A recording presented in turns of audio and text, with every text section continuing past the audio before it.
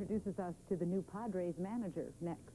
Fine getting a new manager, did they? No, quicker than a Steinbrenner says to a manager, you're fired. And the Padres have a new one. Steve Boros is the man. The players in Yuma react in a very positive manner today. Terry Kennedy perhaps put it best. He said Boros, a fine man and a real fundamentalist when it comes to the game. Now, Boros said at the news conference this afternoon that just because these guys are major leaguers doesn't necessarily mean they know everything about the game. He said he'll be involved in all areas of instruction, especially base running. I think you'll see some changes as far as the aggressiveness and hopefully the intelligence in the way that the runners perform on the base path. Other changes, this is a good club. What I want to see is more production.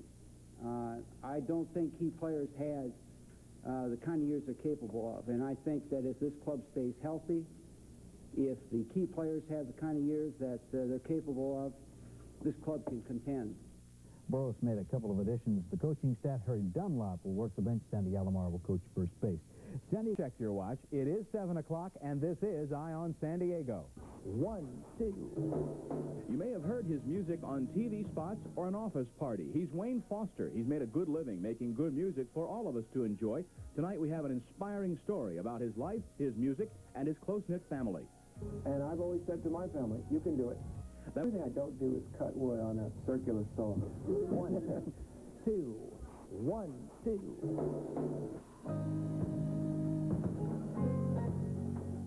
Wayne Foster has never let blindness interfere with his vision of the future. A husband, a father, a businessman, an orchestra leader. For 35 years, Wayne Foster has enriched the lives of thousands through his career in music. A business where the longevity factor is usually measured in days, not decades. I came from a family that said, you can do it. You can do it. Here, do it. And I've always said to my family, you can do it. I say to the girls, you going to take the boat out? Well, at first they said, but Daddy, you know, we didn't. I said, sure you can do it. Mom can do it. You can do it. New York City was home for Wayne in his earlier days. That's where he met his wife, Marin, when they both were teenagers, and began hosting concerts, or as he calls them, people-pleasing parties. Entertainment is really the heart of the Foster organization. And with 4 grown daughters in the business, it's also a family affair. Now San Diego is home for Wayne, and as he sees it, he's got a lot to be happy about, despite his handicap. I'm not even concerned about the risk of being called a Pollyanna, you know. I just go for the good. Because negative is normal, but it's not successful. I just have always not tried to do extraordinary things. I've tried to do ordinary things in an extraordinary way.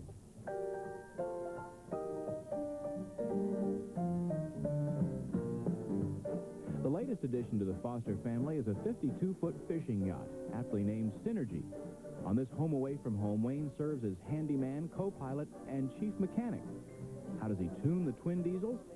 By ear, of course. A creative solution to a tough problem. Got everything cooking. I'm drawing maybe 30 amps. But Wayne is loaded with creativity, and in many of the performing arts, this is an elusive commodity. One many feel can be conjured up by taking drugs or alcohol. But like Smith Barney, Wayne makes money the old-fashioned way.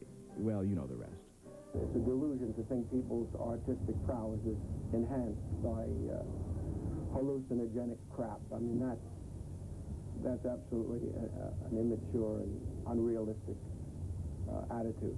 What makes you function is good hard work, concentration, good focus on your goals and what you're trying to accomplish. Besides riding a bike or piloting his own yacht, Wayne's accomplishments are many. His orchestra has performed for both Presidents Reagan and Nixon, as well as special engagements with the likes of Neil Sedaka, Julio Iglesias, and Steve Lawrence. Obstacles that many would think insurmountable, especially for somebody blind, are just everyday outings for Wayne.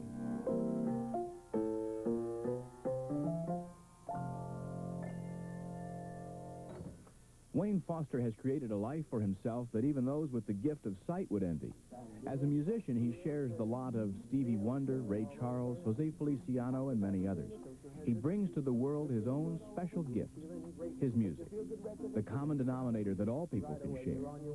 I think it's safe to say Wayne Foster is a driven man, driven not by the get-ahead obsession of today's marketplace, but rather the need to see people happy. This is a man who may be void of sight, but certainly not void of vision. Make you feel good reservation, and you gotta stay right away. You're on your way to San Diego, feeling good all over. San Diego feels good. As family has a lot of talent, too. They're quite a bunch. Wayne says he likes doing stuffy galas the best because when the old folks leave them late at night, then he can really get the joint jumping. I believe it. A most impressive and talented gent. It's a possibility. They're 10-18 after upsetting Utah in the second round of the WAC tourney today. Tomorrow they take on Texas El Paso in the semis. Now, believe me, the Aztecs are in a feisty mood. Here's what I mean. Donnie Scruggs, Utah center Mitch Smith, and they don't back down one bit. Before long, everyone is in on the act, even a Utah coach here. Scruggs and Smith are kicked out. So the Aztecs call on Anthony Watson. He had 19 points, 2 right here in the jumper. The Aztecs even build an 11-point lead late in the game, but Utah comes storming back. Now it's all tied at 71, final second. Tracy Dildy taking the ball down the floor to Josh Lowry. And take a look at this. The game winner, 73-71 Aztecs upset Utah. They take on UTEP. They split during the regular season. Now today in the WAC tournament, here are the scores. Aztecs win at the buzzer.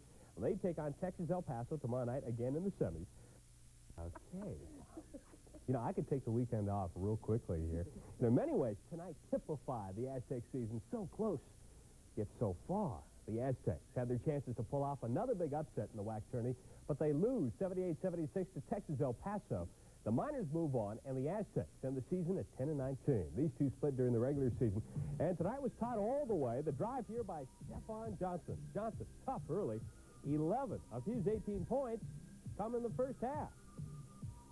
Second half now, UTEP on the move. Quentin Gates, the steal and score. UTEP takes a 7-point lead. But the Aztecs come storming back. In fact, they go on a 12-4 run. Anthony Watson with 2 of his 27 points. And the Aztecs have a chance for a 5-point lead in the second half. And look here, Watson blows a lay-in, and he commits a 4th personal foul. Believe me, State needed those 2 points at the end. Dave Fodder with the 2 points and put it away. And the Aztecs lose a heartbreaker in the WAC tourney, 78-76. I'll tell you what, those 2 points hurt. The Aztecs are done for the season. The Miners will play Wyoming for the WAC title tomorrow. Around the country, Aztecs have the WAC Player of the Year. Michael Cage got it twice. This season, Anthony Watson. Now, the 6'3" guard from Detroit fooled a lot of skeptics. They said he wouldn't last at San Diego State all 4 years. At one point, he was academically ineligible, had to go to JC, came back, was ridden hard by Coach Smokey Gaines, but Anthony responded by carrying an injury-plagued team for much of the season. It matures you a lot. In 4 years, I went through something that a guy probably go through in maybe 8 or 10 years. So I had to learn real fast, that's for sure. And Duke Blue Devil guard Jeff Four, guard Scott Skiles of Michigan State, forwards Kenny Walker of Kentucky, Len Bias of Maryland, and center forward Walter Berry of St. John's. Padres lace their hitting shoes back on today in Mesa, Arizona against the Cubs. They wrapped out 14 hits. There we are. You think it's funny there. It's not funny sitting here. Anyway, 14 hits by the Padres, 2 by Terry Kennedy, including the team's first spring homer, final 8-4. Cubs made 4 errors. And you better sit down for this one. You guys sitting? The NFL is allowing instant replays on television as part of their officiating this year. All right. But they're banning headbands that Jim McMahon wore. good. That's okay. Ban those headbands.